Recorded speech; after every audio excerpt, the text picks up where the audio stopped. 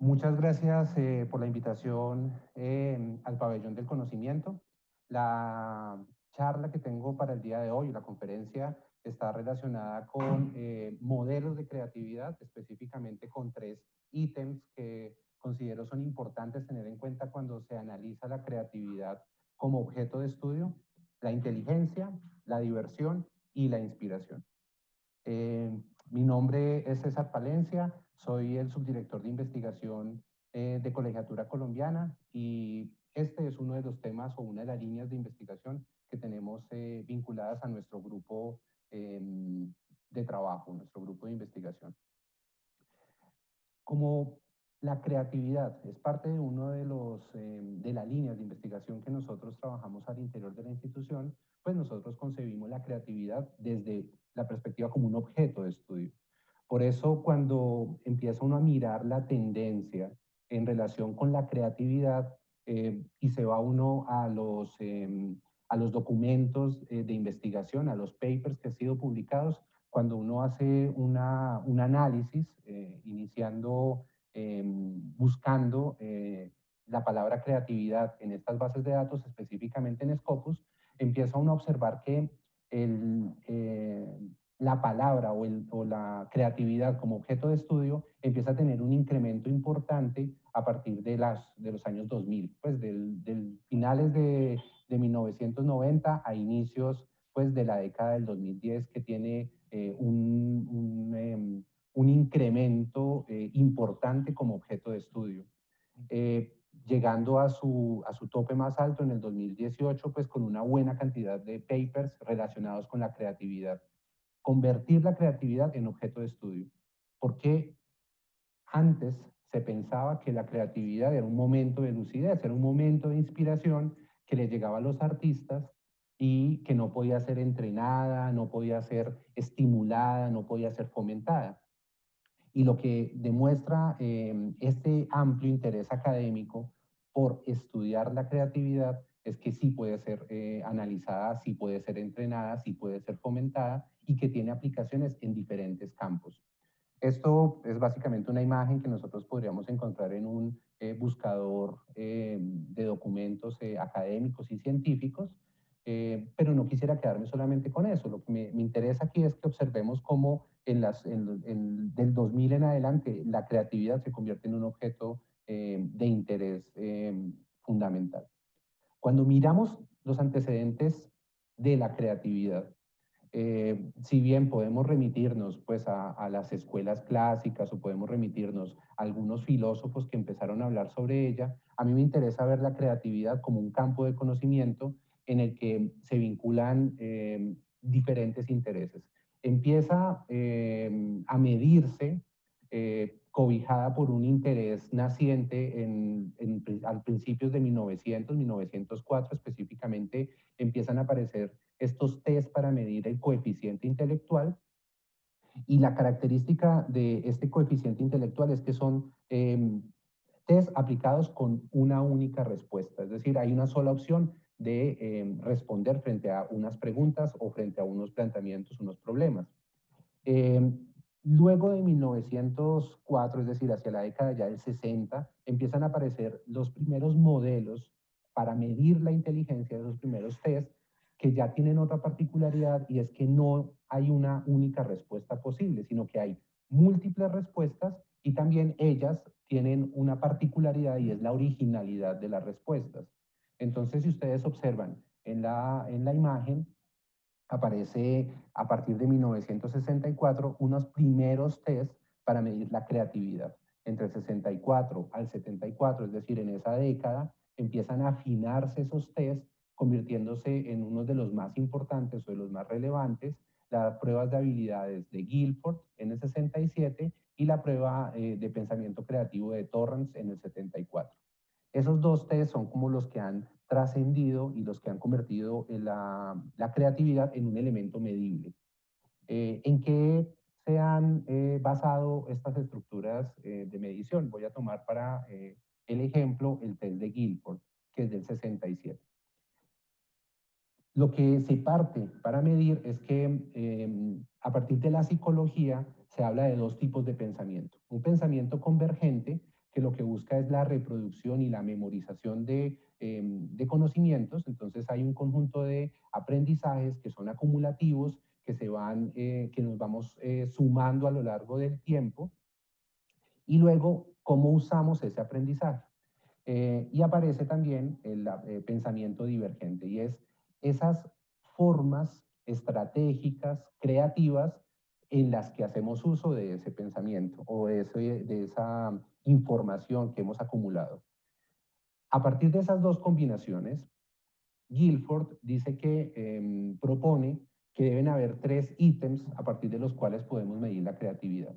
El primero es la fluidez, el segundo es la flexibilidad y el tercero es la originalidad.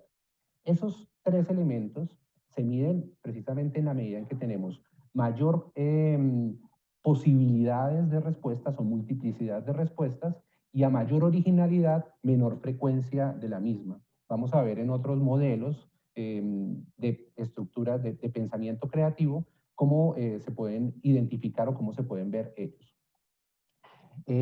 ¿Y esto en qué repercute? Repercute en que hay unos procesos cognitivos de alto nivel entre los que se encuentra el pensamiento creativo, el pensamiento crítico y la innovación.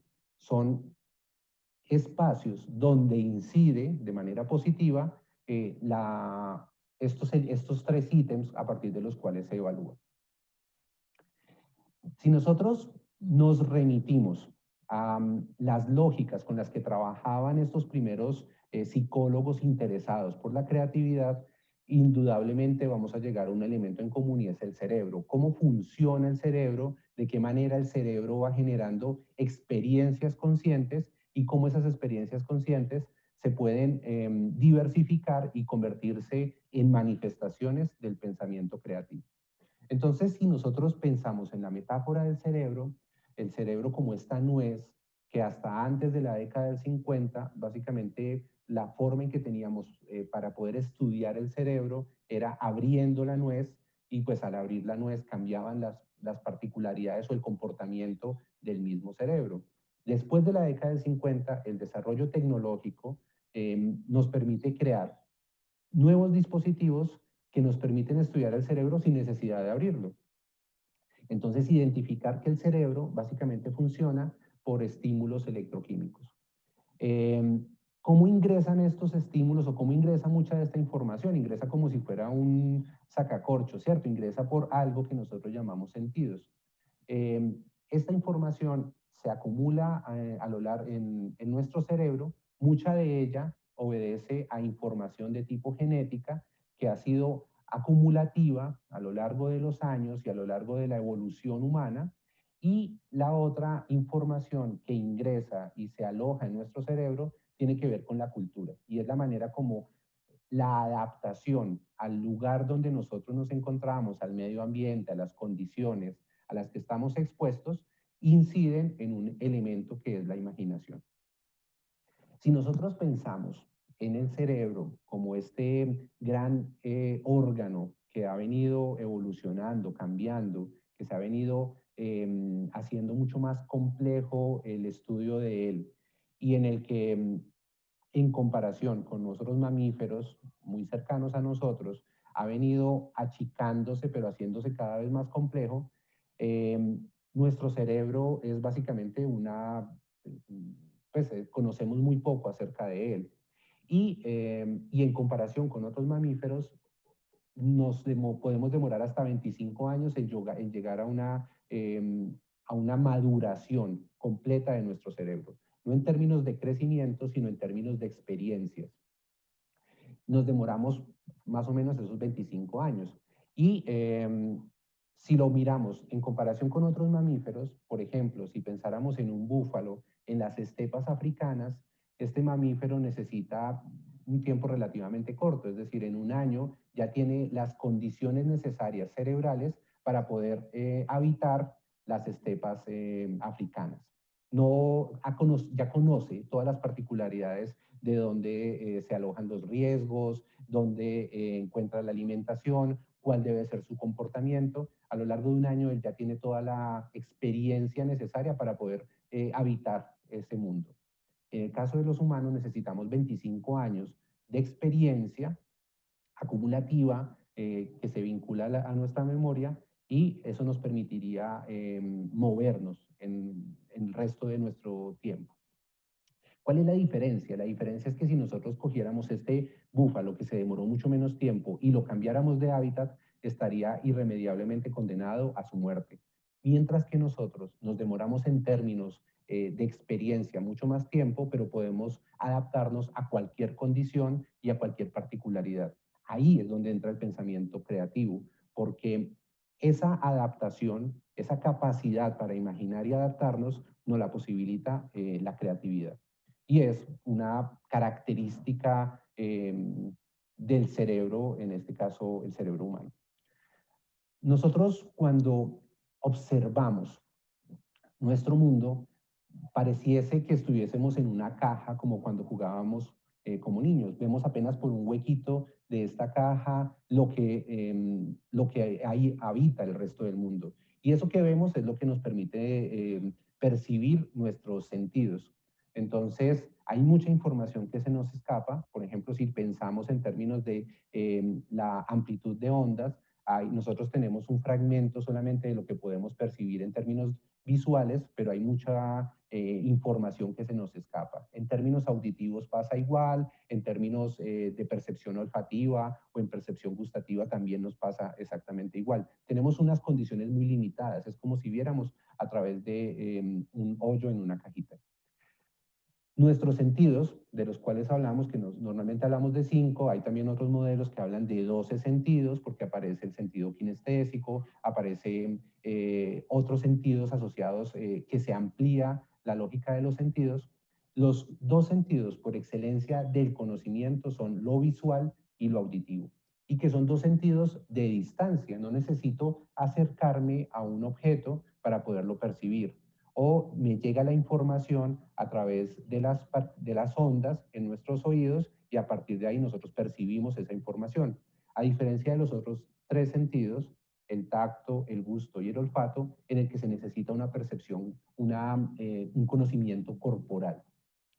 ¿Qué es lo que hace nuestro cerebro? Lo que hace es que es como una especie de gran montajista, como una película, en el que cada uno de los fragmentos de información que va llegando por cada uno de los sentidos, lo que hace es un ejercicio de montaje, porque cada información llega en tiempos diferentes. La información que nos llega en términos visuales o en términos olfativos o en términos auditivos tiene temporalidades, microsegundos de diferencia, y lo que hace nuestro cerebro es básicamente hacer un ejercicio de montaje. Sincroniza la información para poder entregar una respuesta o poder actuar. Con ese telón de fondo, con esa información que tenemos del cerebro, ¿aparecen qué? Aparecen intereses por querer investigar o por querer generar modelos para fomentar la creatividad. Eh, en la imagen que nosotros tenemos acá podemos observar fácilmente 10 y pues pueden haber muchos más, 17 hasta 18 modelos diferentes para entender la creatividad.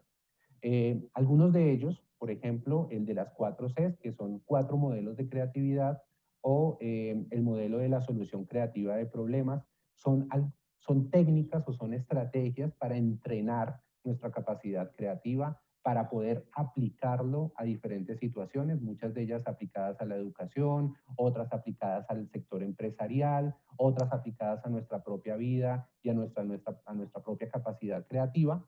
Pero entonces no podríamos analizarlas todas. Lo que yo he propuesto para esta conferencia es analizar 3 modelos, que los veamos 3 diagramas sobre ellos y cómo se comportarían.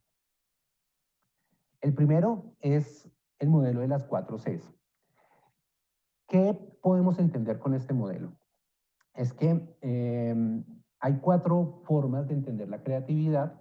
Una que es como esta pequeña creatividad que tiene que ver con la experiencia cotidiana, la manera como nosotros vemos algo, una nueva manera de verlo. Por ejemplo, cuando yo llego a una ciudad y conozco una calle, una nueva calle de esta ciudad, o cuando estoy en mi casa, en la ciudad donde normalmente habito, y no sé, voy a un barrio distante al que nunca voy y conozco esa nueva calle. Puede que esa experiencia o ese conocimiento no sea trascendental para la humanidad, pero sí es trascendental para mí, porque me permite, no sé, conocer una calle donde hay antigüedades o una calle donde encontraría unas experiencias gastronómicas específicas o donde podría encontrar un objeto que para mí puede ser fundamental. Entonces es una experiencia cotidiana, es una experiencia creativa, se habla de la mini creatividad. El siguiente, el siguiente modelo, el siguiente nivel de creatividad es la pequeña creatividad. Y esa pequeña creatividad tiene que ver con un conocimiento que se da en un campo específico sobre un tema. Cuando yo aprendo a pintar, ese es un nuevo conocimiento para mí. Puede que no sea tan relevante para el mundo del arte, pero sí es relevante para mí porque aprendo una técnica que me permite de manera creativa poder expresar lo que yo pienso. En la medida en que yo voy avanzando, el nivel de exigencia es mayor, es decir, en el espacio de la mini creatividad, ahí todos estamos habitando ese espacio, pero ya aprender a pintar y pintar de alguna manera con mucho más detalle o con una técnica en particular, ya no todos lo hacemos, ya hay unas particularidades o interpretar un instrumento musical. Entonces, esa habilidad es específica ya para mí. El siguiente nivel ya se hace mucho más chico, mucho más especializado, pero implica también que tiene un nivel mucho más de impacto a nivel de comunidad y es la creatividad pro. Y esta creatividad pro es una creatividad de nivel experto. Este campo es, por ejemplo, el del mundo profesional. Entonces, si bien yo puedo haberme formado a lo largo de toda mi vida, hacer un ejercicio, por ejemplo, de una construcción arquitectónica o de una construcción ingenieril, ya es un nivel creativo en el campo disciplinar que implicaría un impacto para una comunidad en particular. Crear unas condiciones de vivienda diferentes o con unos materiales diferentes. Ese es ya un nivel mucho más exigente, menos personas inciden en ese nivel, menos personas pueden llegar a él, pero implica un nivel importante de conocimiento, pero también un nivel importante de flexibilidad y de fluidez en términos de las ideas. Y el último nivel es el llamado BIG, que es la creatividad expresada a nivel mundial. Podríamos pensar en Gabriel García Márquez y la manera como usa los adjetivos y la manera como crea estos mundos fantásticos asociados a algo que probablemente para nosotros suene muy ensoñador, pero es una habilidad en la manera como expresa las palabras, los sustantivos, los adjetivos y crea estas experiencias de mundo. O una obra musical de una talla mundial, ese sería el campo de los grandes artistas. Es factible que no todos lleguemos a esa posibilidad de transformar la humanidad, pero sí es importante ver cómo en la medida en que se va aumentando, se va haciendo más exigente, menos personas llegan allá porque el nivel de exigencia en términos de originalidad es mayor. El siguiente modelo es un modelo muy reciente, es un modelo del 2018, en el que uno empieza a observar cómo ya no solamente la inteligencia o la capacidad cognitiva es fundamental, sino también la capacidad afectiva. Y nosotros tenemos un plano cartesiano, ¿cierto? Y en estos dos ejes, por un lado tenemos el afecto y por el otro lado tenemos la motivación. De igual manera, tenemos algo que es muy importante para el cerebro y es la manera como nosotros nos movemos cotidianamente es siempre haciendo combinaciones entre el pensamiento convergente y el pensamiento divergente. El pensamiento convergente nos permite tener certezas, un conocimiento ya instalado en nuestras memorias y el pensamiento divergente nos permite arriesgarnos, ¿cierto? Hacer apuestas arriesgadas.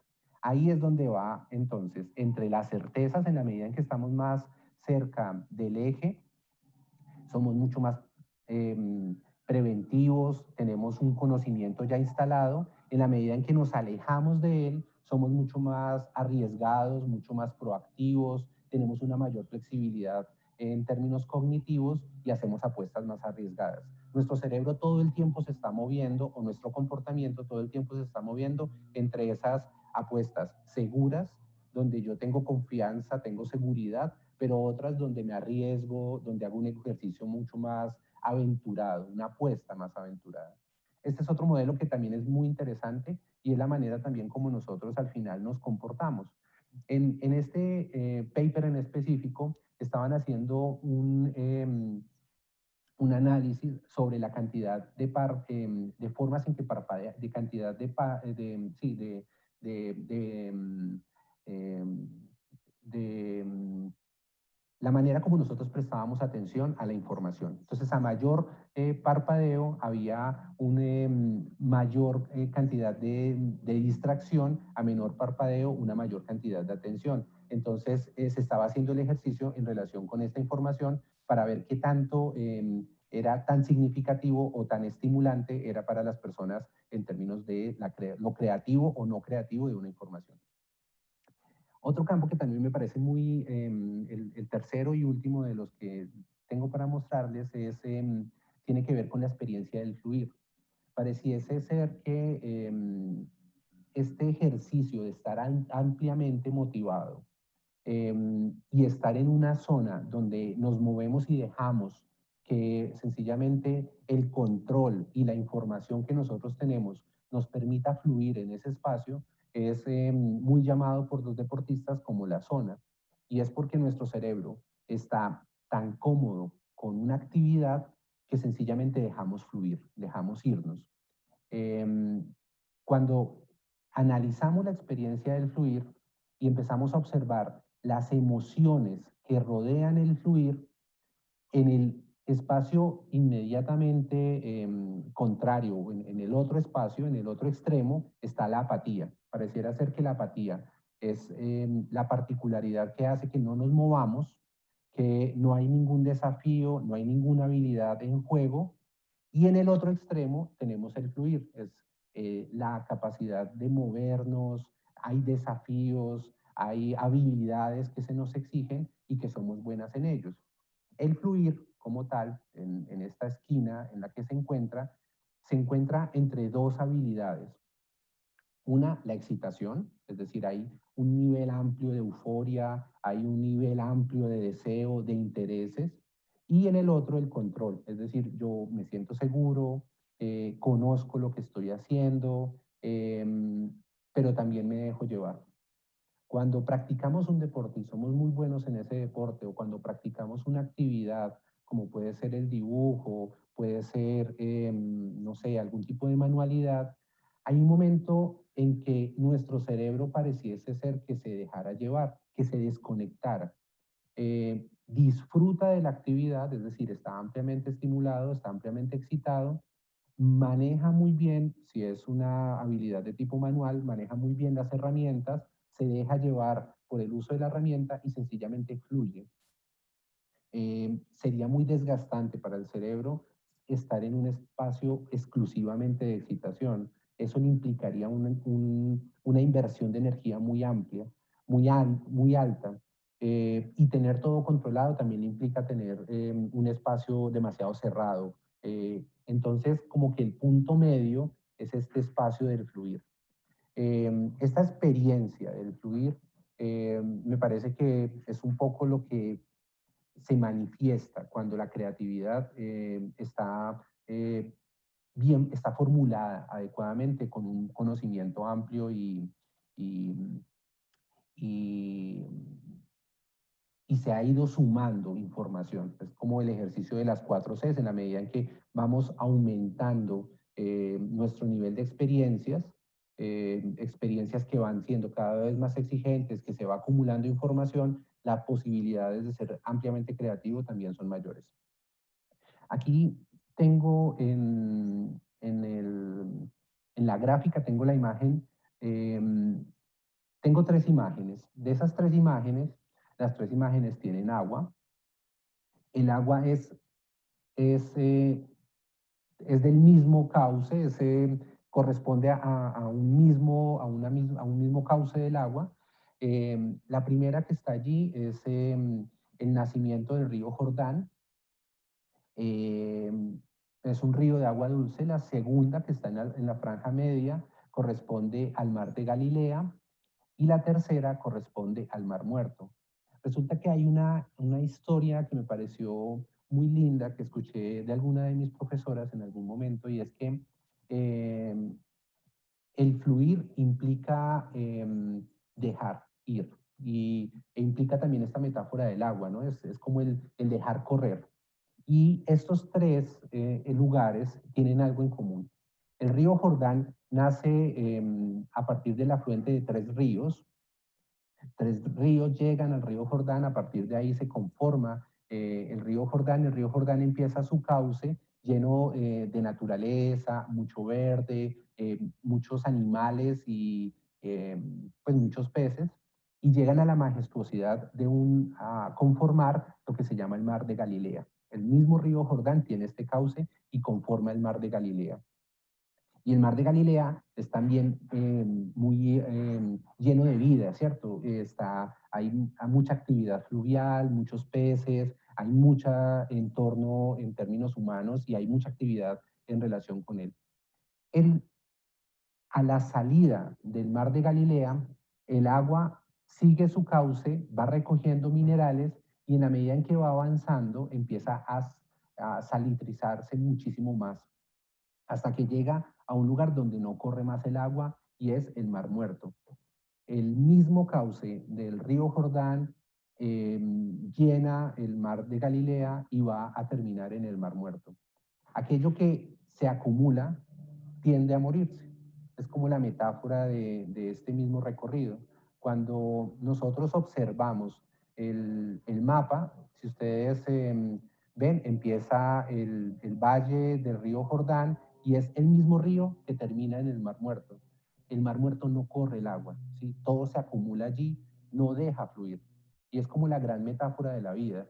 Si no permitimos fluir en estos espacios y mantenemos solamente todo el control y encerramos todas nuestras habilidades y tratamos de mantenerlas y no hacemos un ejercicio de dejar ir, de soltar y también de aventurarnos, pues básicamente lo que vamos a hacer es acumular agua que se va a salificar a tal nivel que no va a permitir el crecimiento de la vida ni el florecimiento en términos creativos.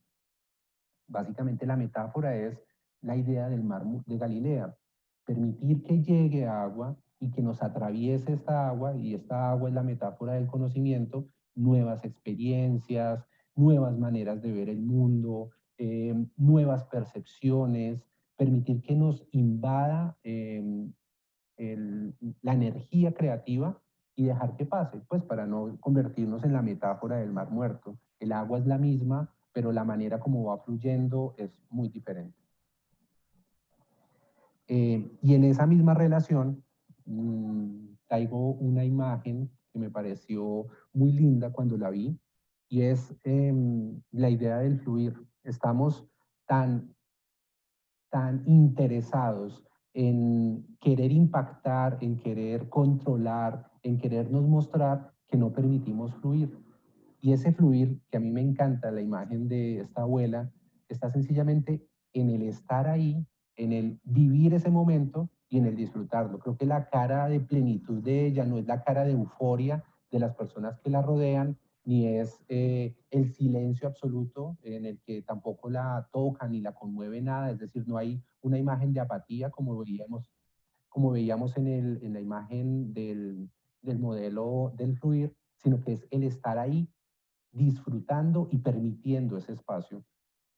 Es una imagen que me parece muy linda, es una imagen que aparece en el lanzamiento de una película en los Estados Unidos y que la registra uno de los fotógrafos del periódico, y que yo creo que plasma muy bien lo que nosotros normalmente a veces subestimamos, y es el disfrutar ese espacio de una manera muy tranquila y permitirnos un espacio también con nosotros mismos, creativos, así estemos rodeados de muchas personas. En ese orden de ideas,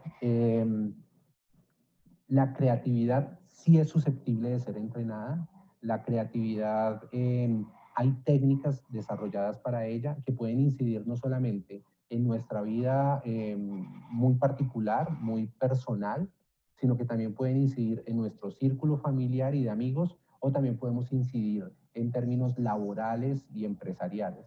Eh, Todas ellas, como técnicas y como entrenamientos, están ahí a disposición. Pienso que en este momento la ciencia, tanto la ciencia del cerebro como el comportamiento, ha permitido identificar no la creatividad como ese momento eureka en el que solamente los artistas pueden tener o disfrutar de ese momento, sino que es susceptible de ser entrenada y que a veces hemos subestimado pequeños momentos de creatividad, como el caminar por una calle y tener una experiencia nueva en términos gastronómicos, o también la gran experiencia de acercarnos a las obras de la humanidad, pinturas, música, teatro, como las grandes expresiones de la humanidad en términos creativos.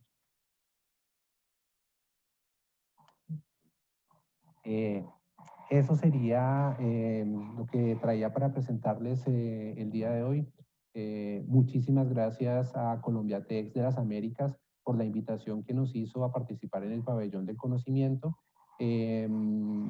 Nos alegra tanto la participación a nivel personal como institución. Muchas gracias.